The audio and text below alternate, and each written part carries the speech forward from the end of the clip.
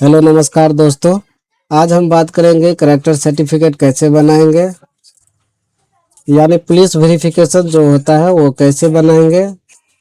ये character certificate हर आदमी को ज़रूरी पड़ता है, जैसे जो सीएससी चलाता है उसको भी ज़रूरी पड़ता है, या आपको पेट्रोल पंप का लाइसेंस लेना हो उसको भी ज़रूरी पड़ता है, या आप किसी भी शस्त्र का लाइसेंस लेना चाहते हैं उसमें भी ज़रूरी पड़ता है, या फिर आप पासपोर्ट बनाना चाहते हैं तो उसके लिए भी ज़रूरी पड़ता है।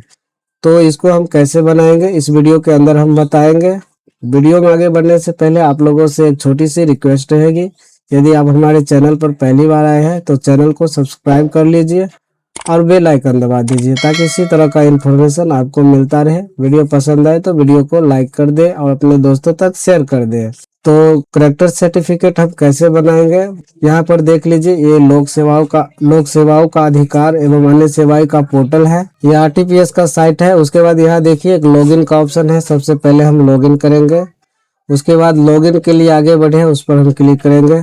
फिर उसके बाद देख लीजिए आपका जो है सो मेरी पहचान का जो साइट है वो खुल के आ जाएगा। उसके बाद कोई नए यूजर है तो यहाँ से अपना साइन अप करके पहले अकाउंट क्रिएट करेंगे, फिर यहाँ से आकर के लॉगिन करेंगे। तो यहाँ से हम लॉगिन करेंगे, मोबाइल वाले ऑप्शन में जाएंगे, फिर पासपोर्ट लेस ऑथेंटिकेशन है उस पर हम क्लिक करेंगे। उसके बाद आई कॉन्सेंट टू मेरी पहचान है उस पर हम क्लिक करेंगे। यहाँ पर मोबाइल नंबर फिल करेंगे, उसके बाद साइन इन करेंगे। साइन इन करने के बाद देखिए ओटीपी ऑन मोबाइल आ रहा है उस पर हम क्लिक करेंगे, फिर उसके बाद नेक्स्ट करेंगे। यहाँ पर ओटीपी जो मोबाइल पर गया है मोबाइल से ओटीपी लेकर दर्ज करेंगे, उसके बाद साइन इन करेंगे। फिर उसके बाद साइन इन करने के बाद देख लीजिए ये सर्विस प्लस का साइट है उस पर हम आएंगे। फिर यहाँ पर देख लीजिए 2 नंबर में अप्लाई फॉर सर्विस है उस पर हम क्लिक करेंगे। भी ऑल अवेलेबल सर्विस है उस पर हम क्लिक करेंगे। फिर उसके बाद हम स्क्रॉल डाउन करेंगे, फिर ये 3 नंबर वाला ऑप्शन है उस पर हम क्लिक करेंगे। ये 29 नंबर में देख लीजिए इशू ऑफ करेक्टर सर्टिफिकेट है उस पर हम क्लिक करेंगे। फिर देख लीजिए इस तरह का इंटरफेस खुल के आता है। फिर यहाँ पर स्क्रॉल डाउन करेंगे, यहाँ से अपना जेंडर सेलेक्ट करेंगे, मेल फीमेल जो भी है अपना जेंडर सेलेक्ट करेंगे। उसके बाद यहाँ पर एप्लीकेंट का नाम भरेंगे, यहाँ पर आवेदक का नाम हिंदी में आएगा। उसके बाद यहाँ उसके फादर का नाम लिखेंगे, फिर यहाँ पर उसके मदर का नाम लिखेंगे, या कोई महिला है तो उसका हस्बैंड का नाम लिखेंगे। यहाँ पर जो इस साइड देख रहे हैं इस साइड ऑटोमेटिकल हिंदी आता है। यहाँ पर जो भी नाम लिखेंगे इंग्लिश में, जैसे एप्लीकेंट का नाम इंग्लिश में लिखेंगे, स्पेस डालेंगे, यहाँ पर ऑटोमेटिकल हिंदी होकर के आ जाता है। यहाँ पर जैसे फादर का नाम लिखेंगे इंग्लिश में, स्पेस डालेंगे, उसके बाद ऑटोमेटिकल यहाँ पर है सो हिंदी होकर के आ जाता है। फिर उसके बाद यहाँ पर अपना मोबाइल नंबर दर्ज करेंगे। मोबाइल नंबर दर्ज करने के बाद यहाँ पर जो मोबाइल पर ओटीपी गया होगा उस मोबाइल से ओटीपी लेकर के यहाँ पर दर्ज करेंगे। उसके बाद वैलिडेट करेंगे। वैलिडेट करने के बाद आपका मोबाइल नंबर वेरीफाई हो जाएगा, यहाँ पर वेरीफाइड दिखाएगा। उसके बाद ओके करेंगे। उसके बाद यहाँ देख लीजिए अस्थाई पता है, परमानेंट एड्रेस है वो फिल करेंगे। यहाँ पर सबसे पहले अपना राज्य सेलेक्ट करेंगे, उसके बाद जिला जो भी आप जिला से आते हैं जिला सेलेक्ट करेंगे, फिर अपना अनुमंडल सेलेक्ट करेंगे। प्रखंड यानी आप जिस प्रखंड से आते हैं वो अपना प्रखंड सेलेक्ट करेंगे। यहाँ पर अपना विलेज का नाम लिखेंगे। फिर यहाँ पर ऑटोमेटिकल है सो यहाँ इंग्लिश लिखेंगे, स्पेस दबाएंगे, उसके बाद यहाँ ऑटोमेटिकल हिंदी होकर के आ जाता है। फिर पोस्ट ऑफिस यहाँ भरेंगे, यहाँ पर ऑटोमेटिकल हिंदी में पोस्ट ऑफिस आ जाएगा। उसके बाद यहाँ वार्ड नंबर जो होता है वार्ड नंबर भरेंगे, उसके बाद पिन कोड भरेंगे।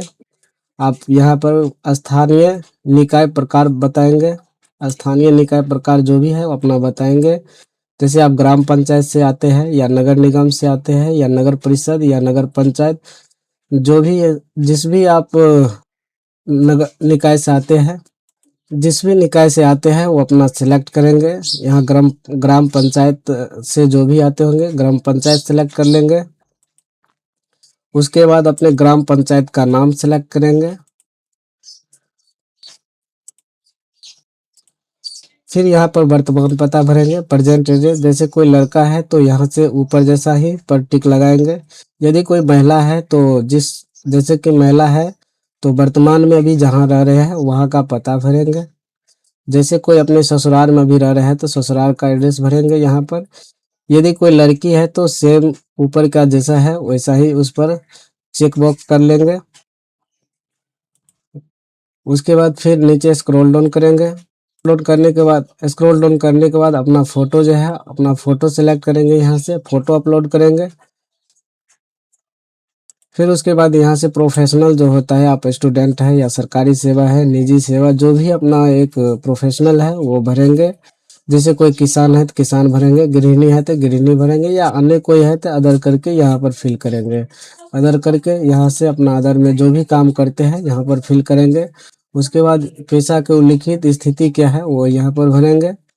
उसके बाद यहाँ पर देख लीजिए आवेदन का उद्देश्य पूछ रहा है। आवेदन जो है सो किस कारण से आप कर रहे हैं उसका उद्देश्य यहाँ से पूछा जा रहा है। उसके बाद यहाँ से आप देख सकते हैं आप पासपोर्ट के लिए बना रहे हैं या सशस्त्र लाइसेंस के लिए बना रहे हैं, या सार्वजनिक उपक्रमों से संबंधित विभिन्न प्रकार के लाइसेंस जैसे कि पेट्रोल पंप, गैस एजेंसी इत्यादि के लिए लाइसेंस के रूप में आप बनवा रहे हैं, या विभिन्न सरकारी विभागों, निगमों या निकाय से संविदा या ठेका पर काम कर रहे हैं उसके लिए आप बना रहे हैं, या बैंक अथवा सरकारी संस्थानों से ऋण लेते समय इस आशय की सूची दिया जाना है इसके लिए बना रहे। और सारे प्रकार के हैं, आप यहाँ से अन्य करके भी भर सकते हैं। आप किस लिए बनवा रहे हैं वो यहाँ पर भरेंगे, उसका स्थिति उल्लेखित करेंगे। फिर नीचे स्क्रॉल डाउन करेंगे। उसके बाद यहाँ देख लीजिए पिछले 2 वर्षों का अधिवासन विवरण भरेंगे, यानी domicile detail of last 2 year. उसके बाद यहाँ से अपना डोमिसाइल स्टेट जो होता है उसका प्रकार चयन करेंगे, वर्तमान है या पिछला या अस्थायी पता है, जो भी है यहाँ सेलेक्ट करेंगे। उसके बाद अपना जिला चयन करेंगे। फिर उसके बाद अपना जो पुलिस स्टेशन होता है वो सिलेक्ट करेंगे। फिर यहाँ पर पता भरेंगे। उसके बाद आप किस महीने से रह रहे हैं वहाँ पर, उसके बाद किस वर्ष से आप रह रहे हैं वो सिलेक्ट करेंगे। यहाँ पर महीना होता है, महीना सेलेक्ट करेंगे। उसके बाद यहाँ पर साल जो होता है वो साल सेलेक्ट करेंगे। यहाँ 2 वर्षों का डिटेल भरना है, लास्ट 2 वर्ष जो जिस एड्रेस पर आप रह रहे हैं उस एड्रेस का विवरण भरना है, लास्ट 2 ईयर का। उसके बाद नीचे स्क्रॉल डाउन करेंगे, फिर कैप्चा फिल करेंगे, उसके बाद सबमिट करेंगे। उसके बाद सबमिट करने के बाद देख लीजिए यहाँ पर देख लीजिए रेड कलर का एक लिखा हुआ आएगा, application not yet submitted, to proceed click on the appropriate button available at the button of this page. अभी आपका जो है सो एप्लीकेशन सबमिट नहीं हुआ है, नीचे एक बटन दिया है वहां से आप सबमिट करेंगे। उसके बाद अपना डिटेल जो भी भरे थे वो एक बार फिर से मिला लेंगे। कोई डिटेल गलती भी है, यदि गलती है तो नीचे एडिट का ऑप्शन है, वहां से आप अभी एडिट करके अभी इसको एडिट कर सकते हैं। नीचे देख लीजिए एक अटैचमेंट एनेक्चर है, एक एडिट है। यदि आपका कोई भी डिटेल भरने में गलती हो चुका है तो यहाँ से एडिट करके उसको सुधार सकते हैं, अन्यथा आपका जो डिटेल सही है तो यहाँ से अटैच एनेक्चर है उस पर हम क्लिक करेंगे। उसके बाद यहाँ से अपना दस्तावेज का चयन करेंगे, कौन सा डॉक्यूमेंट यहाँ पर आप अपलोड करेंगे उसका चयन करेंगे। हम आधार कार्ड चयन करेंगे। फिर यहाँ से अपना आधार कार्ड सेलेक्ट करेंगे। उसके बाद सेव एनेक्चर है उस पर हम क्लिक करेंगे। उसके बाद सेव एनेक्चर करने के बाद आपका जो है सो नीचे जो भी भरे थे वो एक बार फिर से हम मिला लेंगे। उसके बाद सबमिट का ऑप्शन आ रहा है, हम सबमिट करेंगे। सबमिट करने के बाद आपका जो है सो फाइनल सबमिट हो जाएगा। आपका फॉर्म है जो फाइनल सबमिट हो जाएगा, और आपको है सो कुछ दिनों बाद आपके पुलिस स्टेशन से फोन आएगा जो आपका जो है करेक्टर सर्टिफिकेट के लिए आपने अप्लाई किया था। उसके बाद आपको एक अपने मुखिया या ग्राम पंचायत जो भी है उनसे एक उसके स्टाम्प पेपर पर एक चरित्र प्रमाण पत्र करके, उसके आचरण प्रमाण पत्र करके उसके स्टाम्प पेपर पर लिखवा करके उसके बाद अपने पुलिस स्टेशन में सबमिट करना होता है। उसके बाद आपका जो है आचरण प्रमाण जो पत्र जो होता है, यानी करेक्टर सर्टिफिकेट जो होता है, आपको इशू होकर के आपके साइट पर अपलोड हो जाता है। फिर आप वहां से आप डाउनलोड कर सकते हैं। आपको मैसेज भी मिल जाएगा जो आपका आचरण प्रमाण पत्र जो है, आपका करेक्टर सर्टिफिकेट जो है सो बन के तैयार हो गया है, आप डाउनलोड कर सकते हैं।